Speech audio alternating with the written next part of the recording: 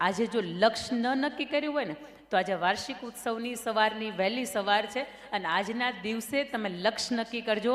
તમારી આસપાસનો જે તમારો વોર્ડરોબ હોય ને એની અંદર તમારો એક ફોટો ચોંટાડજો અને એ ફોટો તમારે આઈપીએસ બનવું હોય ને તો એનો ફોટો ચોંટાડજો. ઉપર મોઢું કાપીને તમારો ફોટો લગાવી દેજો અને નીચે લખજો કે તમારું નામ આઈપીએસ, ધારો કે રાખોલિયા ધ્રુવિશા છે તો આઈપીએસ રાખોલિયા ધ્રુવિશા. આ તમે તમારા ડેસ્ક બોર્ડની અંદર સામે રોજ રાખો ને એટલે રોજ નવી પ્રેરણા મળે કે મારે બનવાનું શું, તો કે આ મારે વાંચવાનું શું કામ છે, તો કે આના માટે. લખવાનું શા માટે છે, તો કે આના માટે. ઊંઘવાનું નથી, આળસ નથી કરવાની, તોફાન મસ્તી બિલકુલ નથી કરવાની. શા માટે, તો કે મારે આ લગાવ્યું છે ને એના માટે મારી મહેનત કરવાની છે. કોઈ એવું બેઠું છે કે જેણે લક્ષ્ય નથી નક્કી કરી રાખ્યું? અમને પૂછો ને તો અમે વળી પાછું કહીએ કે અમારે કંડક્ટર બનવું છે તો અઘરું પડી જાય. લક્ષ્ય નક્કી કર્યા છે ને, તમારા જીવનને ધ્યેય તમે નક્કી કરીએ છે કે મારે આ કરવું છે ને એના માટે હું મહેનત કરું છું. બાકી એક છોકરાને તમે પૂછો, મેં પૂછ્યું હતું કે ભાઈ બેટા શા માટે ભણવા આવો છો? મમ્મી સવારમાં 7 વાગ્યા ઉઠાડીને કાઢી મૂકે એટલા માટે. એ પછી લક્ષ્યને પામી ન શકે. એબીસીડીનો એ તમે A ફોર એપલથી લઈને Z ફોર ઝીબ્રા ભણ્યા છો. એ અંગ્રેજ સરકાર એવું કહેતી હતી કે પહેલાં ખાઓ પીવો, એટલે A ફોર એપલ પહેલાં ખાઓ અને Z ફોર ઝીબ્રા એટલે જાનવર જેવા થાવ. પણ એ એબીસીડી આપણા જીવનમાં ક્યાંય કામ નથી લાગી ભાઈ. હરામ જોઈએ એબીસીડી સાહેબે કે બેને યાદ કરાવી હતી કે કામ લાગી હોય તો, પણ આ એબીસીડી ચોક્કસ તમારા જીવનની અંદર કામ લાગશે. A ફોર એમ, આજથી લક્ષ્ય નક્કી કરવાનું છે ને એ લક્ષ્યને પૂરું કરવા માટે રાત હોય તોય ભલે, દિવસ હોય તોય ભલે, તડકો હોય તોય ભલે કે ગરમી હોય તોય ભલે. 1989ની અંદર 16 વર્ષનો એ સચિન ક્રિકેટ બોલ નહોતો ફેસ કરી શકતો. આખી ઇન્ડિયાની ટીમ પાકિસ્તાનની સામે રમતી હતી, હારવાની તૈયારીમાં. શું કરી શકાય, સ્ટાક કરતો પોતાનો બોલ અહીંયા વાગે ને મોઢાની જે નાકની નસ છે ને એ ફાટી જાય, લોહીની ધાર વહે. નવજોત સિદ્ધુ એની સાથે પેવેલિયનમાં છે, એવું કે Sachin go to back pavilion, પાછો જતો રે ભાઈ, ન રમાય. અને સચિન તેંડુલકર બહુ મજાના 3 શબ્દો બોલે છે, મેં ખેલેગા, મેં ખેલેગા અને મેં ખેલેગા. અને એ સમયમાં પોતાનું આટલું બધું લોહી નીકળે છે છતાંય થોડી ઘણી નાની મોટી ટ્રીટમેન્ટ લઈને એ રમે છે. નવજોત સિદ્ધુની સાથે પોતે 150 રનની ભાગીદારી કરે છે, એક સાથે 57 રન કરે છે અને ભારત વચ્ચે હારી જવાની તૈયારીમાં હતું ને ત્યારે ભારતની ટીમને એ વિક્ટરી અપાવે છે. આ 16 વર્ષની ઉંમરમાં નક્કી થઈ ગયું છે કે મારે રમવાનું છે ને એટલા માટે તમે નું એને સચિનને ક્રિકેટ ઓફ ગોડ કહી શકીએ. આજે એને રાષ્ટ્રીય આજે સરસ મજાની ક્રિકેટના ભગવાન કહી શકીએ એનું કારણ આ કે 16 વર્ષની ઉંમરમાં એની સ્પિરિટ આવી રીતની હતી. એણે નક્કી કરી નાખ્યું હતું મારે આ જ કરવાનું છે. એબીસીડીનો એ તમને લક્ષ્ય નક્કી કરતા શીખવે છે. એબીસીડીનો બી તમને બિલીફ, આત્મવિશ્વાસ શીખવે છે. આત્મવિશ્વાસ કેવો હોય, ઘણા એક્ઝામ આપે ને તો કે બેન અમને ખબર નથી પાસ થવું કે નહીં, અમારી કન્ડિશન તમારે જેવી છે. પણ એકાદા સબ્જેક્ટ હોય ને, મારી જેમ 3 સબ્જેક્ટ તો નહીં હોય ને કે 3 તમારે મારી જેવા જ છે. આત્મવિશ્વાસ બહુ મહત્વની વાત છે. તમને કોન્ફિડન્સ કહો તોય ભલે, બી ફોર બિલીફ કહો તોય ભલે, પણ આત્મવિશ્વાસ કોને કહેવાય ને એનું મારે તમને એક સચોટ ઉદાહરણ આપવું છે. અને જેટલા પણ ઉદાહરણ આપીશ ને બધાય સત્ય ઉદાહરણ છે. સત્ય હોય ને તો તમને દિલને ટચ થાય. તમે 5મી સપ્ટેમ્બર કોનો જન્મદિવસ ઉજવો? શિક્ષક દિવસ ઉજવો ને. તમે કોનો જન્મદિવસ છે? ડૉક્ટર સર્વપલ્લી રાધાકૃષ્ણન. આની મારે તમને વાત કરવી છે કે ગામની અંદર એક જ્યોતિષ શાસ્ત્ર આવે અને જ્યોતિષ શાસ્ત્ર મફતની અંદર હાથ જોઈ દેતા હોય એટલે કોઈ વ્યક્તિ એના ઘર સુધી પહોંચાડે સમાચાર કે જ્યોતિષ શાસ્ત્ર છે ને એ મફતમાં અમને જોઈ આપે છે હાથની અંદર કે એની વિદ્યા રેખા કેવી છે, જીવન રેખા કેવી છે, એની પોતાની પ્રેમ રેખા કેવી છે ને આ બધું જ એને બતાવે. એના મમ્મી એ 5 વર્ષના બાળકને લઈને એ જ્યોતિષ શાસ્ત્રની પાસે જાય. જ્યોતિષ શાસ્ત્રને બતાવે કે મારું બાળક કેટલું ભણશે, મારે જાણવું છે. એનો હાથ બતાવે, જ્યોતિષ શાસ્ત્ર એનો હાથ જોવે ને પછી એવું કે માફ કરશો બેન, તમારો બાળક ભણી નહીં શકે, કારણ કે એના હાથની અંદર વિદ્યા રેખા નથી. એના માતા મૂરઝાઈ જાય, એના માતા મૂંઝાઈ જાય, હેપતાઈ જાય. મારા બાળક માટે તો મેં કેટલાય સ્વપ્નો વિચારી રાખ્યા છે અને એના હાથની અંદર વિદ્યા રેખા નથી, તે ભણી નહીં શકે. એના દીકરાને લઈને ઘર તરફ આવે. એના ઘરે એના મમ્મીને રડતા જુએ ને એટલે 5 વર્ષનો બાળક પૂછે, માં શા માટે રડો છો? પેલા જ્યોતિષ અંકલે એવું કીધું ને બેટા કે હાથની અંદર વિદ્યા રેખા નથી, તું ભણી નહીં શકે. માં એ વિદ્યા રેખા ક્યાં હોય? અને માતા એને સૂચવે છે કે વિદ્યા રેખા અહીંયા હોય. એ બાળક 5 વર્ષનું છે, રસોડાની અંદર જાય, ત્યાંથી ચપ્પુ લઈને આવે અને પોતાના હાથની અંદર આમ લાઈન દોરી નાખે. લોહી ટપકે ને એટલે એના મમ્મીનું ધ્યાન જાય ને એના મમ્મી હેપતાઈ જાય કે બેટા હા તું શું કરે છે, અને 5 વર્ષનું બાળક એવું કે વિદ્યારેખા આપતા ભગવાન ભૂલી ગયા હતા, પણ હું મારી જાતે દોરું છું. માં તું ચિંતા ન કર, હું ભણીશ, અને એટલો બધો હું ભણીશ કે માત્ર તું કે પરિવાર જ નહીં, મારું આખું વિશ્વ નોંધ લઈને આવો હું ભણીશ, તું ચિંતા બિલકુલ નહીં કે. અને પછી એ બાળક ભણે છે ભાઈ, 10મું ધોરણ, 12મું ધોરણ, BA કરે, BEd કરે, MA કરે, MEd કરે, પોતે ડોક્ટરેટની ડિગ્રી પ્રાપ્ત કરે, વિદેશની અંદર જાય વિઝિટિંગ લેક્ચરર તરીકે.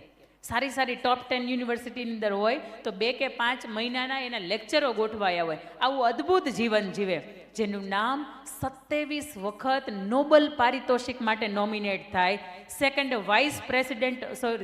પ્રેસિડેન્ટ ઓફ ઇન્ડિયા તરીકે પોતે 5 વર્ષ રહે, અને વાઇસ પ્રેસિડેન્ટ ઓફ ઇન્ડિયા તરીકે પોતે 10 વર્ષ આ ભારત વર્ષને સેવા આપે. એવું એક અદકેરું નામ એટલે ડૉક્ટર સર્વોપલ્લી રાધાકૃષ્ણન, કે એના જન્મદિવસ કેવી રીતે ઉજવી શકાય. એટલે એણે એના 2-5 મિત્રોને ભલામણ કરી, જો તમારે મારો જન્મદિવસ જ ઉજવવું હોય ને તો મારા જન્મદિવસને તમે શિક્ષક દિવસ તરીકે જાહેર કરો, અને શિક્ષકોને ન્યાય મળે. શિક્ષકોના કારણે હું ભણી શક્યો. આજથી મારો જન્મદિવસ શિક્ષક દિવસ તરીકે ઉજવાશે. જેના હાથની અંદર વિદ્યારેખા નથી સાહેબ, એ પણ ભણી શકે. આ આત્મવિશ્વાસ છે. તમને કોઈ એવું કે મારી પાસે મારા પપ્પા એવું કે બેટા ફી ભરવાની તાકાત નથી, એટલે તમને તરત એમ થાય કે આપણે ભણશું કેમ. ઘણાને ઘરે આ તકલીફ છે, ઘણાને ઘરે આ પ્રશ્નો પણ છે કે ધોરણ 12માં પછી હવે આપણે નથી ભણવું, અથવા તો ભણવું હોય તો હવે ગવર્મેન્ટ કોલેજની અંદર તમે ભણી શકો, આવું 12માં રિઝલ્ટ લઈ આવો. કારણ કે આપણી પાસે આટલી કેપેસિટી નથી. ઘર સંયુક્ત પરિવાર છે, 2 કે 3 ભાઈ બહેન હોય, એટલે બધાને ભણાવવા બહુ અઘરા હોય. અને આજના સમાજની અંદર ખબર નહીં, દીકરાને જેટલું શિક્ષણનું મહત્વ આપે છે ને, દીકરાને ભણાવવાનું મહત્વ આપે છે ને, આટલું હજી દીકરીઓને શિક્ષણનું મહત્વ હજી મને એવું લાગે કે ઓછું છે. કારણ કે દીકરો તો ઓલી પૌણીને લઈને આવે ને, દીકરી ન ભણી હોય તો હાલે ભાઈ, એ તો ઘરના રોટલા જ ઘડવા છે ને. નહીં ભાઈ, એને ભણાવો ને તો એનું જીવન બહુ અલગ છે. બી ફોર બિલીફ, આત્મવિશ્વાસ શીખવે છે કે આસપાસનું વાતાવરણ ગમે એવું હોય, ભગવાન આપણા જીવનમાં આપતા ભૂલી ગયા હોય ને તો ભગવાનને સામેથી એવું કહેવાનું કે હું અમારા જીવનમાં બનાવવા માટે મારા કાંડાની અંદર તાકાત છે ને, એટલે હું એ બનાવવા માટે તૈયાર છું. એના પછીનો સી આવશે, કોન્સન્ટ્રેશન, કે જેમ તમે તનથી અને મનથી 2 રીતે અહીંયા સરસ રીતે કાન ખુલ્લા રાખીને સાંભળો છો. તમને ખબર છે, હમણાં થોડા સમય પહેલાં ઘણા બધા દિવસો રહીને સ્પેસની અંદરથી આપણી એક દીકરી પાછી આવી. એનું નામ શું? સુનિતા વિલિયમ્સ. યસ, એ ગયા ત્યારે અહીંયાથી ઈસરોના રોકેટની અંદર, નાસાના કે ઈસરોના રોકેટની અંદર ગયા હશે. એ આવ્યા તો કેમાં પાછા આવ્યા તમને ખબર છે? એલોન મસ્કને ઓળખો છો? કોણ? અમને ખાલી એટલી જ ખબર છે, અમે ઓળખીએ છીએ, વધારે ન પૂછો. વિશ્વમાં જેની પાસે સૌથી વધારે પૈસા હોય ને, અંબાણી કરતા અંબાણીને જ આપણને ખબર છે. સાળંગપુર દાદાના દર્શને આવે ને એટલે વિશ્વમાં સૌથી વધારે પૈસા હોય ને, આવો બીજો નંબરનો વ્યક્તિ, અત્યાર સુધી પહેલા નંબરમાં આવતો હતો, આવો બીજો નંબરનો વ્યક્તિ એટલે એલોન મસ્ક. એલોન મસ્કની જે સ્પેસ કેપ્સ્યુલ હતી ને, એની અંદર બેસીને સુનિતા વિલિયમ્સ 200 કરોડ ખર્ચ કરો ને ત્યારે સુનિતા વિલિયમ્સ ત્યાંથી પાછી આવે છે. પણ એ એલોન મસ્ક જ્યારે નાના હતા, કોઈ પક્ષી છે ને એ ચણતું હોય, એ પક્ષી ત્યાંથી ઉડીને પોતાને માળે જાય, આખો દિવસ હરવા ફરવા જાય, અને પાછું એને એ કે કેમ ખબર પડે કે આજ મારો માળો છે? એને સરનામું કોણ દેતું હશે? એને જીપીએસસી કે યુપીએસસી એટલે જીપીએસ લોકેશન હોય એને કોણ નાખતું હશે? બધા કબૂતર સરખા હોય, બધાને માળા સરખા હોય. બેઠો એને વિચાર આવે, પોતાની બારીમાંથી ઉડતું પક્ષી જોયા કરે અને જુએ કે આ પક્ષી ઉડે તો છે, પણ પરત કેમ પાછું આવે? ભવિષ્યમાં આવા રોકેટ બનાવવા છે. બહુ નાના છે ત્યારથી નક્કી કરી નાખ્યું. તમે હજી નાની કેટેગરીમાં જાઓ છો, કોલેજના વિદ્યાર્થી હોય ને મોટા થઈ ગયા કહેવાય, પણ તમે હજી બહુ નાના છો, એટલે તમારી પાસે આવી વાતો મારે કરવાની છે. એલોન મસ્ક નક્કી કરે કે આપણે ભવિષ્યમાં આવા રોકેટ બનાવવા, અથવા તો ભવિષ્યમાં કંઈક આવું કરવું છે કે જે અહીંથી ઉડે અને પાછું નહીં આવે. તમેનું આપણે ફટાકડા ફોડીએ છીએ, આપણને ખબર છે, ફટાકડાનું રોકેટ હોય ને અહીંથી ઉડે ને ભાઈ, કોઈના ઘરમાં ઘરી જાય, કોઈની બારીઓમાંથી ઠેકીને અંદર જાય, પણ અહીંથી રોકેટ ઉડે નહીં, આવીને પાછું આવે નહીં. આ તમે સમજો છો.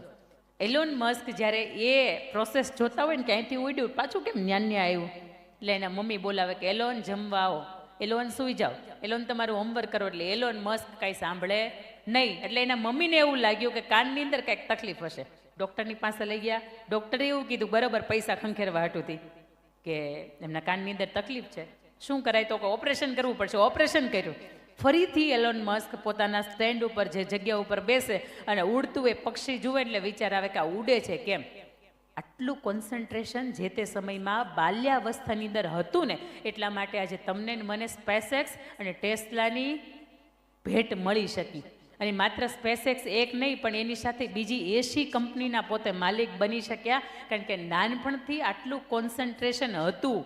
આપણા કાનની અંદર પેલા ઇયરફોન હોય અને પછી જેમ આપણે મશગુલ થઈ જાય ભાઈ, અને પછી કોઈનું આપણે સાંભળીએ નહીં. આવા મશગુલ જો સામે પુસ્તક હોય ને એમાં થઈ જાય ને ભાઈ, કોઈનું ન સાંભળીએ ને. સ્વામી વિવેકાનંદ, આજનો એનો જન્મદિવસ, આજે નેશનલ યુથ ડે છે. 12મી જાન્યુઆરી એટલે સ્વામી વિવેકાનંદનો જન્મદિવસ.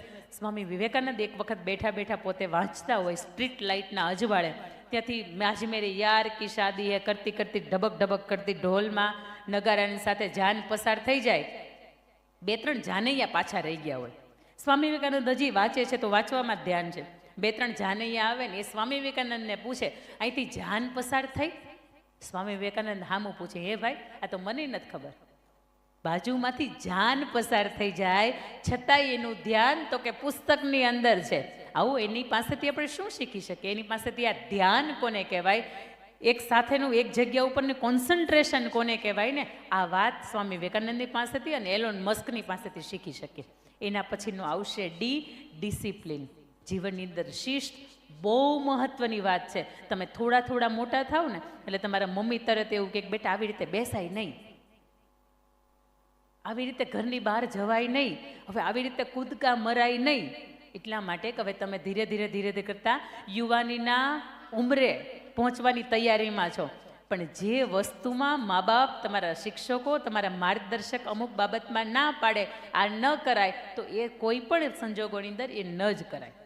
ક્યારેક પપ્પા તમને વઢતા હોય, ક્યારેક ખીજાતા હોય અને એ કહેતા હોય કે આવું ન કરાય, તો આપણે આંગણે 5 મહેમાન આવે અને આપણા પપ્પાની કદર કરીને ન જાય ને એટલા માટે તમને ના પાડતા હોય. તમે નખ વધારો કાંઈ વાંધો નથી, એ શિસ્તનો હવે તમારા જીવનનો ભાગ નથી. એક સરસ મજાનું આમ લટ બારી કાઢો, સુંદર દેખાવ, રોજ મેકઅપ કરીને જાઓ, કાંઈ અમને કાંઈ વાંધો જ નથી. પણ અમુક જગ્યાએ ક્યાં કેમ બોલવું, કોની સામે કેમ બોલવું, કોની કેટલી મર્યાદા જાળવવી, એક દીકરીઓ તરીકે આપણા જીવનની અંદર આ શિસ્ત એની હાવ હોવી જોઈએ, હોવી જોઈએ અને હોવી જોઈએ. સ્વામી જ્ઞાનવત્સલ સ્વામી બહુ મજાની વાત કરે કે તમારી પાસે ડબલ માસ્ટર્ડ હોય, ડબલ ગ્રેજ્યુએટ ડિગ્રી હોય કે તમે ડબલ પીએચડી ડિગ્રી હોય, છતાંય તમને કોની સામે કેમ બોલવું, કોની કેટલી મર્યાદા જાળવવી, આ શિસ્ત તમારી અંદર 0 છે, તો સમજો કે તમારી ડબલ પીએચડી, ડબલ માસ્ટર કે ડબલ ગ્રેજ્યુએટ ડિગ્રી ડસ્ટબિનની અંદર ફેંકી દેવાની આવે. આપણા જીવનની અંદર શિસ્ત ચૂકાય ને તો આપણા સંસ્કારો કેવા છે ને એ છતાં થાય, અને આપણે સંસ્કારોની કોઈને ઓળખ થાય ને તો આપણું શિક્ષણ 0-0 થઈ જાય. કારણ કે શિક્ષણ માત્ર તમને ટકાવારી જ નથી શીખવતું, શિક્ષણ તમને એ પણ શીખવે છે કે મા બાપે ને શાળા કેમ્પસ તરફથી મળેલા શિસ્ત અને સંસ્કાર પણ સાથે લઈને તમે મોટા થાવ. ABCDના ડી પછી આવે છે ઈ, એફર્ટ, મહેનત. એ ભાઈ કેવી હોય? કૃષ્ણ પરમાત્મા પણ સરસ મજાની વાત કરે છે, મારી સાથે વાક્ય પૂરું કરજો. કર્યા વિના કાંઈ અને મળેલું ફોગટ, કર્મણે વાધિકારસ્તે મા ફલેશુ કદાચન. અને કર્મ માટે શિક્ષાપત્રની અંદર પણ એ વાત લખેલી છે કે મનુષ્ય દેહ થઈને કોઈ પણ કામ એવું દુનિયાની અંદર નથી કે તમારાથી ન થાય. તમે ઈચ્છો કે મારે આ કરવું છે એટલે થાય જ. દુનિયાનું કોઈ કામ એવું નથી કે તમારાથી ન થાય. પણ એફર્ટ, મહેનત કોને કહેવાય ને? આની મારે તમને એક સત્ય એક્ઝામ્પલ આપવું છે, સાચું ઉદાહરણ એક આપવું છે. ન્યુયોર્કની અંદર એમેટ નામનો એક 6 વર્ષનો, 6.5 વર્ષનો એક બાળક, એ બાળક એના પપ્પાને એવું કે પપ્પા સાયકલ લેવી છે. પપ્પાની કન્ડિશન હતી છતાંય બાળકની દરેક જીદને પૂરી ન કરાય એટલા માટે બાળકને એના પપ્પા ના પાડે કે બેટા સાયકલ તો કોઈ કાળમ નથી લેવાની. એટલે બાળક ટબુક ટબુક ટબુક ટબુક 6.5 વર્ષનું હતું ને એના મમ્મીની પાસે ગયું, મમ્મી પપ્પાને કે ને સાયકલ લેવી છે. આપણી અમુક અવસ્થા પપ્પા ડાયરેક્ટ ના પાડી દે ને એટલે આપણે ડાયરેક્ટ આપણા મમ્મીની પાસે જાય. પપ્પાને તું કે ને તારું માનશે. પપ્પા મમ્મીનું નથી માનતા ને એટલું તમારું માને છે, એટલી મને ખબર છે. કારણ કે તમે દીકરીઓ લક્ષ્મીજી થઈને આવ્યા છો ને તમારા આવવાથી એના ઘર પરિવારની અંદર પણ લક્ષ્મીજીનું આવરણ થયું છે, એનું પણ આગમન તમારી સાથે સાથે થયું છે. એટલે પપ્પા ક્યારેય તમને નાદ નથી પડતા. એક વાત છે કેપેસિટી નથી, એ વાત આપણી પણ સમજવાની વાત છે. એ બાળકને એના મમ્મીને પપ્પા બે સાયકલ લેવા ના પાડે. શું કરી શકાય? એ બાળક વિચારે છે કે શું કરી શકાય, સાયકલ તો ગમે એમ કરીને લેવી છે. શું કરે ખબર છે? એ બાળક પોતાના જેટલા પણ રમકડાઓ હોય ને બધાને વેચી નાખે, એમાંથી 4500 રૂપિયા આવે. કેટલા? હજી સાયકલમાં ઘટે, 6000માં હજી 1500 રૂપિયા ઘટે. પછી ભાઈએ એવું નક્કી કર્યું કે 4500 રૂપિયામાંથી યુટ્યુબમાં સર્ચ કર્યું કે 4500 રૂપિયાનું રોકાણ કરીને કયો ધંધો શરૂ કરી શકાય. આ 5.5-6 વર્ષનું બાળકની વાત કરું છું તમને. યુટ્યુબમાં ઘણા બધા ધંધાઓનું લિસ્ટ આવ્યું, એમાંથી એક આવ્યું સોફ્ટી આઈસ્ક્રીમ બનાવી શકાય. અને એ કોઈ પણ વ્યક્તિ છે એ બનાવી શકે. એનો પાવડર, 1 લીટર પાણી, આ બધું મિક્સ કરી દેવાનું અને સ્વિચ ચાલુ કરવાની, એટલે કલરફુલ આઈસ્ક્રીમ છે એ બનીને તમે વેચી શકો. એ બાળક સોમવારથી શુક્રવાર સુધી પોતાનું એક્ટિવિટી સેન્ટર એટલે પોતાના પ્રી સ્કૂલમાં જાય. શનિ રવિ રજા હોય એટલે પોતાના ઘરની બહાર સ્ટોલ મૂકે અને સ્ટોલની અંદર બધાને એવું કે આઈસ્ક્રીમ ખાઓ, બધા આઈસ્ક્રીમ ખાઓ, અને બધા આઈસ્ક્રીમ ખાવા આવે પણ ખરા. 1 મહિનાના અંતે ડોલરોની અંદર કમાણી કરતો થઈ જાય. ને ઘટતા કેટલા? 1500 રૂપિયા. આવા 7-8 મહિના જાય ને એટલે એના પપ્પાને એવું કે પપ્પા 2 વ્હીલ લેવી હોય ને તો કહેજો, આપણી પાસે સગવડતા છે. આ સાચી ઘટના છે. આ સાચી ઘટના છે.